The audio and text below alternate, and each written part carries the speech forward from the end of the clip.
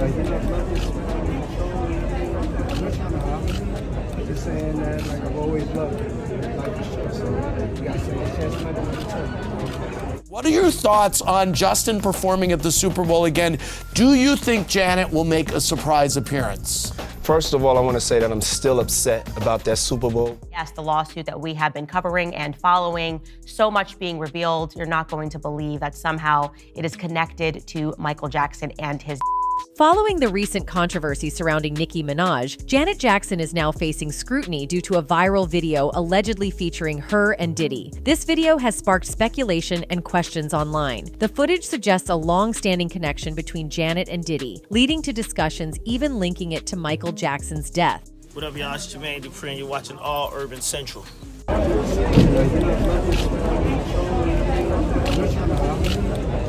So we all know hip-hop mogul Sean Combs appears to have already lost two high-profile friends following his settlement with Cassandra Ventura, after she accused him of a decade of violent abuse and sex trafficking in a lawsuit. But what's the deal with Janet Jackson? Janet Jackson and Naomi Campbell both attended Combs' London birthday party on November 9th, sharing photos of the celebration on Instagram. The bash at Lavo restaurant also doubled as the launch party of his new album.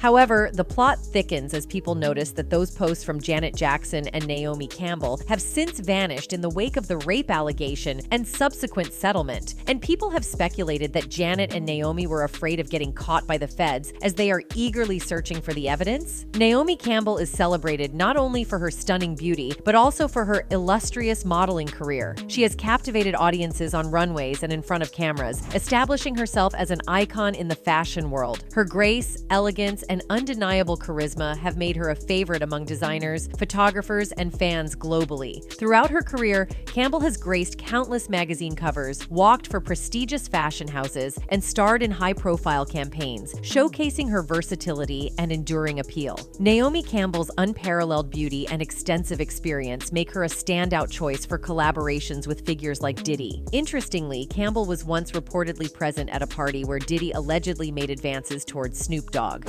Fortunately, Snoop's wife intervened just in time to prevent any untoward incidents. Shantae walked in there and called his name one time, Calvin. In front of Naomi Campbell. Yes, sir. In front of Diddy.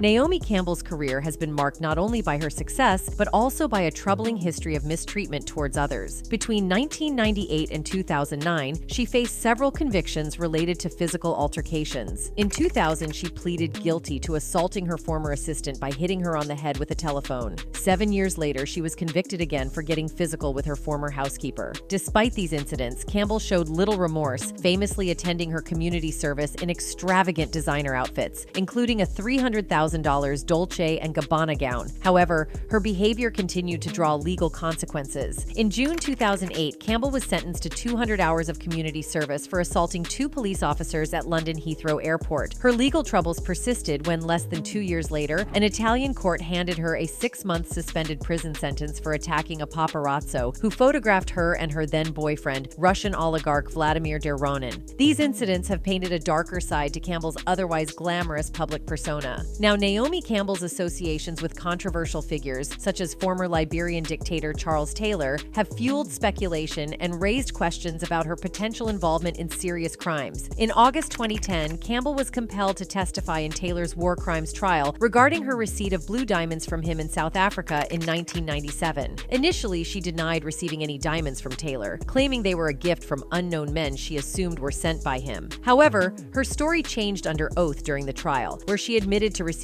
precious stones from the dictator. Campbell's shifting narrative and her denial of the allegations. You received a diamond from Charles. I didn't receive a diamond, and I'm not going to speak about that. Thank you very much. Followed by her storming out of an interview with ABC News, have added complexity to her connections with individuals like Charles Taylor. But what she told ABC News was a lie. She did receive diamonds from Taylor, as she acknowledged under oath, describing a bizarre middle-of-the-night scene outside her bed. When I was sleeping, I had a knock at my door, and I opened my door, and 2 men were there and gave me a pouch and said, "A gift for you." Campbell claimed that she discovered only later that they might be blood diamonds supplied by Taylor, but this account was contradicted in court by fellow guest Mia Farrow, who said Naomi was expecting a huge diamond from the warlord. It was never made clear why he would make such a gift. Campbell's former agent, Carol White, who had also been present, told the court that Taylor and Naomi were flirting during the dinner, and that her client excitedly leaned back in her chair and confided to her, "He's going to give me some diamonds." Taylor was jailed for 50 years for war crimes. A spokesman for Miss Campbell said she had never attempted to take the diamonds in question out of South Africa, a point established by the court. Now let's talk about Naomi's friendship with a different kind of criminal, Harvey Weinstein. In August 2019, the Daily Mail published a detailed report on Naomi's friendships with a hair-raising cast of characters from Harvey Weinstein to Jeffrey Epstein and Kevin Spacey. As the Mail pointed out, Weinstein was often pictured with Naomi prior to his arrest, and he attended her infamous week-long 40th birthday party in France. Weinstein's former driver later revealed that Weinstein nearly lost his life at the party when his gastric band failed and a surgeon had to be called. However, it's unclear what Weinstein was doing at the party when the incident happened. As for Jeffrey Epstein and his accomplice Ghislaine Maxwell, there's plenty of evidence of Naomi mingling with these two. In fact,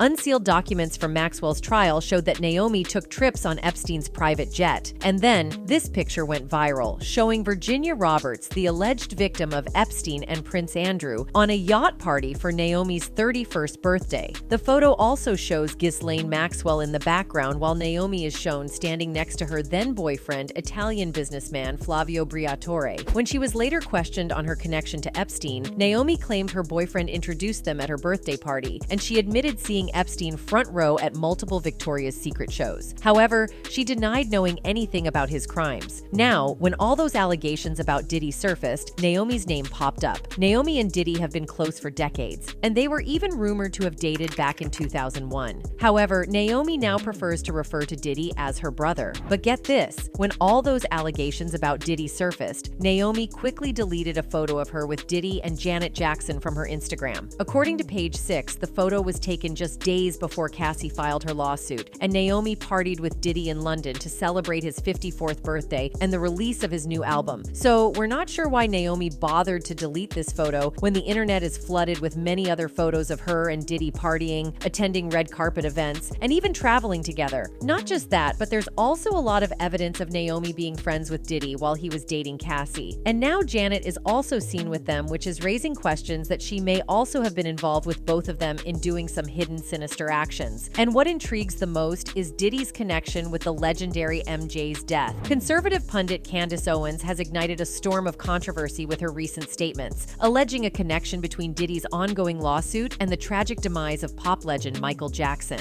Owens made these bold claims on her podcast, where she delved into the intricacies of Diddy's legal troubles and expressed concern over what she sees as a notable lack of media attention. According to Owens, there exists a significant correlation between Diddy's legal challenges and the enigmatic circumstances surrounding Michael Jackson's passing. When everything was going on with Michael Jackson, the lawsuits, his death, I thought that we were in full conspiracy theory territory when people were saying that Michael Jackson was This case is arguably bigger than the Jeffrey Epstein case, and yet the media is silent on it. Why? Owens questioned her social media followers. Terrifying to consider, but Hollywood and our politicians are being blackmailed into compliance. Additionally, she highlighted the connection between the individual allegedly involved in concealing Diddy's son's role in a shooting incident and Michael Jackson's former head of security, who was present at the time of the pop icon's death. Owens posits that individuals of this nature might resort to drastic measures, including M, to safeguard their interests.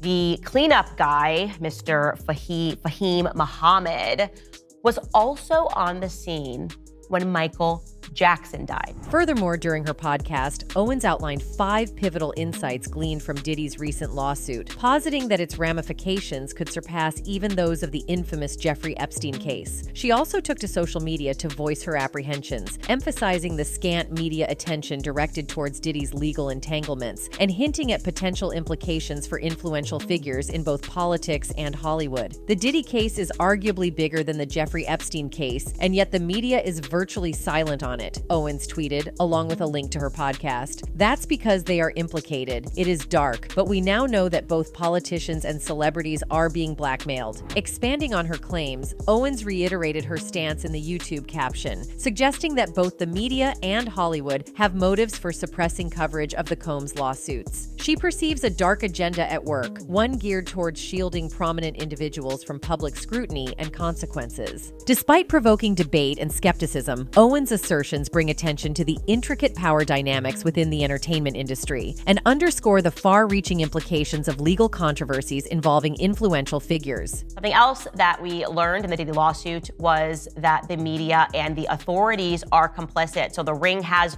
real power, not imagined power. Again, I am using the word alleged. It's undeniable that Michael Jackson's life was far from ordinary, marked by fame and complex family dynamics that exposed him to many difficult challenges. His passing on June 25, 2009, is one of those moments that sticks in everyone's memory. It sent shockwaves worldwide, dominating headlines for weeks and prompting an unprecedented period of public mourning. We're not taking that. Michael Jackson is not dead.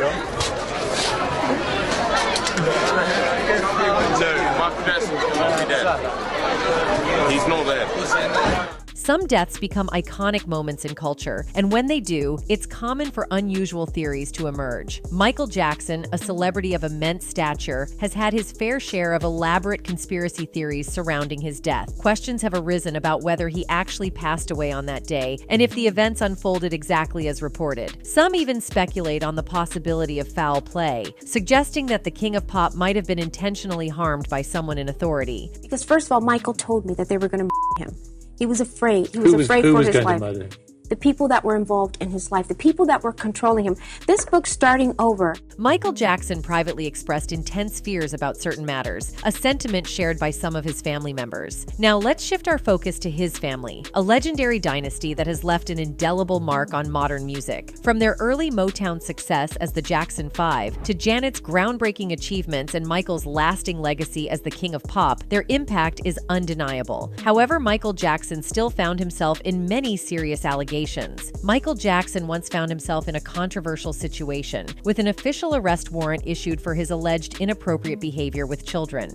It was the most humiliating ordeal of my life, but if this is what I have to endure to prove my innocence, so be it. As Michael Jackson faced the grave allegations and turned himself in just weeks later, his legal situation reached a critical point. He was grappling with serious allegations, experiencing a low point in his life. Despite a tumultuous life frequently unfolding in the public eye, the abrupt passing of Michael Jackson on June 25, 2009, elicited genuine shock. After decades marked by more unsettling tabloid headlines than chart-topping hits, it appeared that the entertainer was poised to redirect his focus to his career. He had committed to a 50-night residency at London's esteemed O2 Arena for a comeback show titled This Is It, promising an extravagant retrospective of his illustrious career.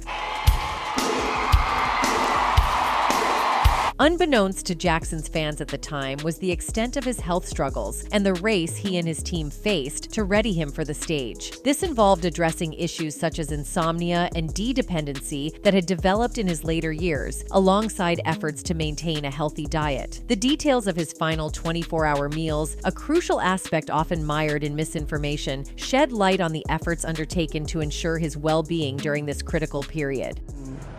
I get the breakfast ready for the children in the morning around 8:30, like that, 9 o'clock. And they're having breakfast and time goes by and... On June 24, 2009, the day before Michael Jackson's tragic passing, he enjoyed a final meal at home with his family. The meal took place at their residence on Carrollwood Drive, where Jackson shared the table with his children, Prince, Paris, and Blanket. The family was catered to by their personal chef, Kai Chase, who prepared health-conscious meals for them. During this last meal, Kai Chase served seared ahi tuna paired with an organic salad to Jackson and his children. The meal was accompanied by a refreshing blend of carrot and orange juice, creating a nutritious nutritious and enjoyable dining experience. Chase recalled preparing 3 meals a day for Jackson and often packing meals for him to take to rehearsals at the nearby Staples Center for his This Is It residency in London. Despite some initial media reports suggesting a different menu, Chase clarified that the last meal consisted of seared ahi tuna and salad, emphasizing the family's preference for healthy and fresh dishes. This final shared meal highlights the warmth and closeness within the Jackson family during their time together at home. They had the chance to play with their cousins, and they're having a great time. They look wonderful. They're happy, and I think it's a great decision. And seem very attached to their grandma. Yeah. Contrary to some erroneous claims that Jackson's meal with his family was his final one, another witness contradicts this narrative. According to additional accounts, the star reportedly consumed another meal before heading to rehearsals on the fateful night that would become his last. The grandeur of This Is It was envisioned to be one of the most spectacular live stage shows ever conceived. According to Randall Sullivan's Untouchable: The Strange Life and Tragic Death of Michael Jackson, the production not only aimed to showcase Michael Jackson's remarkable array of hits, but also promised a visual feast with extravagant set pieces and cutting-edge 3D effects. Amidst this spectacle, the audience anticipated Jackson to deliver a performance of unmatched brilliance, singing and dancing at a level he hadn't achieved in over a decade. Tragically, Jackson's journey to reclaim his former glory was hindered by chronic back pain, stemming from an onstage accident in 1997. This persistent discomfort led to his dependence on pain medication, impacting his sleep patterns at the time of This Is It. The responsibility for Jackson's health during this critical period was entrusted to Dr. Conrad Murray by the show's promoter, AEG Live. Dr. Murray, in turn, administered prescription D to address the pop star's health challenges. Of course, the most hidden treasure trove of his life is with me, but I have protected Michael up till now. Simultaneously, the production crew harbored concerns about Michael Jackson's apparent frailty, particularly given the demanding expectations placed on him. Recognizing the physical challenges of the arduous rehearsal schedule, there was a concerted effort to encourage Jackson to maintain a healthy diet to sustain his energy levels. According to Untouchable, one individual who closely collaborated with Jackson in those concluding days was Ed Alonzo, an accomplished magician tasked with orchestrating large-scale feats of magic for the show. Alonzo attested that on June 24th, just before rehearsals commenced at 9 p.m., he observed what might have been Jackson's last meal: chicken and broccoli. I've said nothing that has been inflammatory about my friend.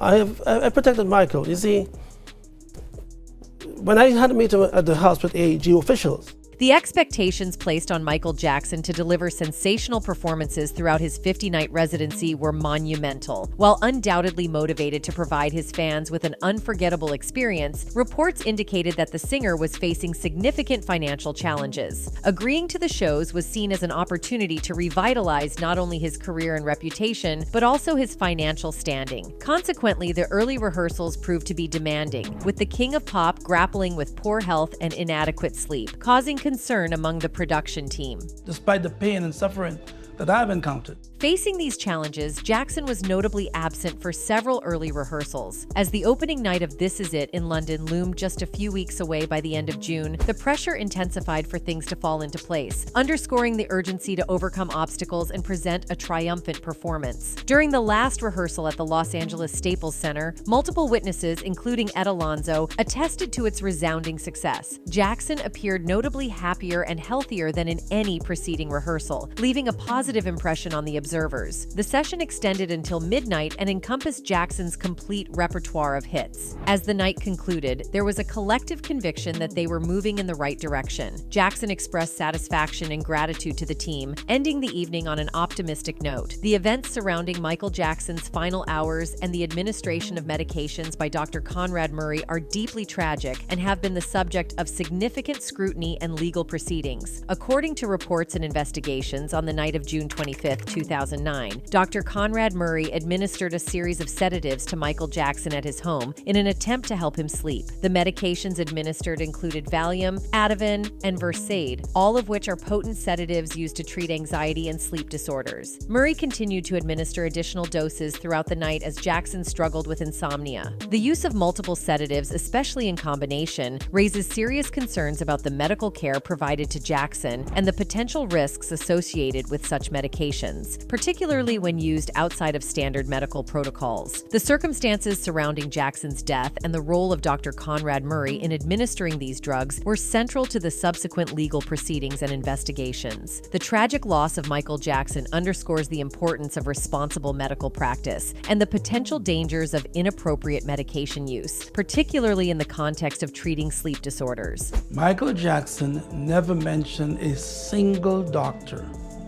to me who was treating him with opioids, propofol. Disturbingly, reports indicate that Michael Jackson's final request to Dr. Murray was for some milk. However, this seemingly innocent term concealed a more ominous reality. Untouchable reveals that milk was Jackson's nickname for propofol, a medication to which he had developed a dependency due to chronic pain. Shockingly, Murray administered this substance at 10:40 a.m., marking a tragic turn of events in the life of the iconic performer. In an interview with the Associated Press, Kai Chase recounted the unsettling moment the following morning when she sensed that something was gravely amiss. "I thought maybe Mr. Jackson is sleeping late," Chase said. "I started preparing lunch and then I checked my cell phone. It was noon. Around 12:05 or 12:10, Dr. Murray rushed down the steps and yelled, 'Go get Prince!' His voice was incredibly loud. I hurried into the den where the kids were playing. Prince, Jackson's eldest son, dashed to meet Dr. Murray, and from that point on, you could feel the atmosphere in the house shift. I walked into the hall and saw the children there. The daughter was crying. Paramedics were seen running up the stairs. Around lunchtime, Dr. Conrad Murray urgently called for Jackson's son, Prince, as the situation intensified with the arrival of paramedics rushing to Jackson's room. This prompted the family to gather downstairs, where they began to pray. Kai Chase, amidst this surreal turn of events, was asked to leave the house while Jackson was being transported to the hospital. Recounting the tense moments, Chase said, "We were all praying, help Mr. Jackson be okay." Then everyone fell silent. After administering propofol to Michael Jackson and leaving him unattended, Dr. Conrad Murray returned to find the iconic pop star not breathing. Despite his efforts to resuscitate Jackson, who had suffered respiratory arrest, Murray was unable to revive him. Stepping outside on that fateful day, Kai Chase witnessed a scene of urgency and distress. Ambulances filled the courtyard, and a worried crowd had gathered. Chase, who had been hired by Jackson in March, had a unique journey with the pop star. Initially released from service in May, she returned on June 2nd. During her tenure, Jackson's main focus was on maintaining a diet centered around fresh and healthy food, not only for himself but also for the children under his care.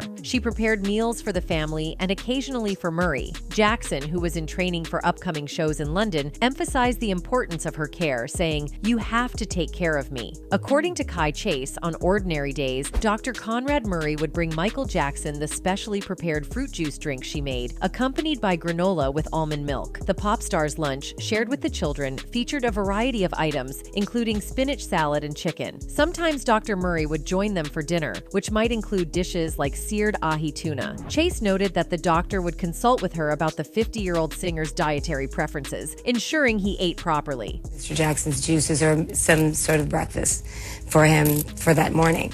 So around that time, I noticed I hadn't seen Dr. Murray. Despite the routine, the only peculiar aspect was the presence of oxygen tanks. Chase admitted to never inquiring about the purpose of the oxygen and emphasized that she noticed no indications of Jackson being on D or experiencing declining health. Authorities conducted searches at Dr. Conrad Murray's Las Vegas home and medical office as part of an investigation, which also involved raids of his clinic and storage in Houston the previous week. Pending toxicology reports, investigators are operating on the theory that the potent anesthetic propofol may have played a role in causing Michael Jackson's heart to stop, as per a law enforcement official speaking to the Associated Press. Murray reportedly informed investigators that he routinely administered the D to help Jackson sleep, including on the early morning of June 25th. I did not spare myself. I am not a perfect man. Neither is Michael. The official, speaking anonymously due to the ongoing investigation, disclosed that propofol is meant to be administered exclusively in monitored medical environments by trained personnel. Murray allegedly left the bedroom and returned to find the star unresponsive, marking a critical point in the unfolding events under investigation. The gravity of the situation ultimately led to Murray's legal troubles. Initially, the police said Murray was cooperating and did not label him a suspect, and his lawyer, Edward Chernoff, has said the doctor didn't prescribe or administer after anything that should have code Michael Jackson. So according to Candace Owens, during all this scene, Fahim Muhammad, who was the same guy mentioned at the shooting involving Diddy and his son, was present, which has led people to think that Diddy may be potentially involved in Michael's death. One person on the internet wrote, "The Michael Jackson stuff. I started questioning if they took him down because he knew what was going on. There was a video a while ago breaking down his 'They Don't Care About Us' song and the lyrics and what he was really saying, framing him to be a file when he was trying to save/protect them. They frame anyone who will try to expose things in the industry and crazy, etc., etc." Another one added, "I also questioned how this kid could be head of security for Michael Jackson and P. Diddy. What credentials and experience could he possibly have under his belt? Oh yeah, it's called a fall guy, but he got away scot-free." But even beyond this case, there are reports he might also be involved in inducing MJ into all those alleged S activities with young people, because according to the lawsuit, he has been involved in many freakouts. Talking about Cassie's lawsuit, it also included forcing her to have S with multiple male S workers while he watched, touched himself, and recorded. The lawsuit refers to the alleged S incidents as freakouts, claiming that they occurred in various hotel suites, including at the Trump International Hotel in New York City. Among the serious allegations is the accusation that Diddy engaged in ST involving Cassie directing her to male S workers while he observed for his S pleasure. The lawsuit asserts that she was instructed to cover herself with oil and engage in S activities with multiple men, sometimes in masks and costumes. So you feel like Diddy was having male? They had to be for both of them. They was in the room, right? You're right. It's a freak-off section. On another occasion in 2013, Diddy allegedly organized a freak-off and incurred tens of thousands of dollars in damages to the hotel. According to the lawsuit, Cassie was expected to coordinate the location and hire male S workers for these events. She was allegedly instructed to use websites and escort services to find men with large black P. The lawsuit contends that Diddy insisted on these encounters weekly, repeatedly telling her it was our thing and our secret. Oh, she didn't want it, but Cassie, who searched for the big black, and she was searching for the big black. And now in those freak-offs, Janet is also reportedly being seen, which raises the speculation that maybe Janet was also the associate of Diddy like Naomi and Young Miami. That's it for today. See you in the next video. Until then, goodbye.